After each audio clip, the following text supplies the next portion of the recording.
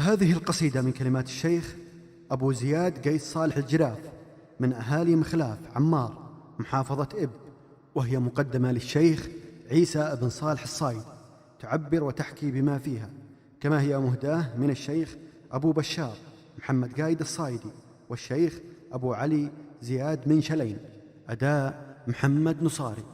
سلام طرز حرفها اللول والماس، وينقله شوق الإخاء والحماسة، للشيخ عيسى ذي على الجود نبراس، رمز الوفاء والمعرفة والفراسة.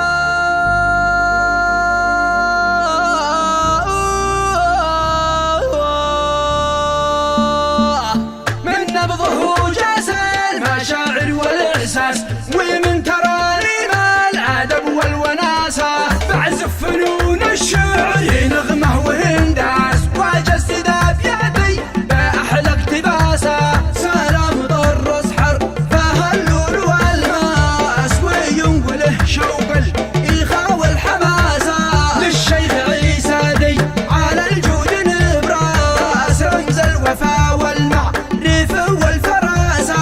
أرغام قومه لو جاهد ذي بلغ العز، مقدارها فينا يبات الشراسة. فزاع لأهل الحق إذا الحرب والطاس، يزهم لها مثل الأسد بافتراسه. بقوته ذي حطمت صم الأجواس، وحنكته ذي فائدته للسياسة. مع تألق خبرته في الدمتراس، كم داسع وايل خصومه دواسة.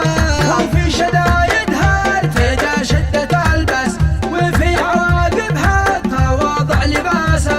صريح واضح ما يحب التمطرس، ولا يحب أهل الغلو من أساسه. ونشهد انه بالقيم شامخ الراس، ونشهد انه كف وربعه وناسه.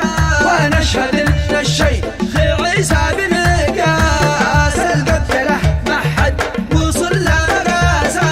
له مواقف زاخره تخدم الناس، وكم مشاكل حلها في سلاسه. وكم في الجودات له ذكر يميز، وعلى صروح العز ينال الرئاسه. منه كريم الطبع والأصل والساسة،